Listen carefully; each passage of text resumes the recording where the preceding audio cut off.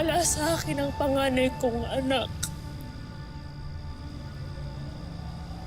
Nagmamahal ang iyong ina, Minea.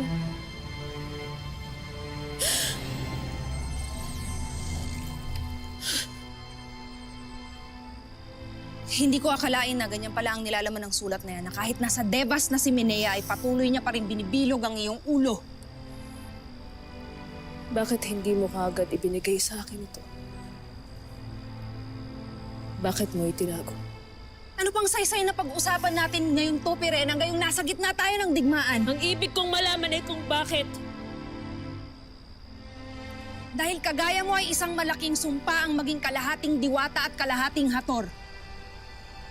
Minaltrato nila ako at minaliit sa hatorya. Kaya nang utusan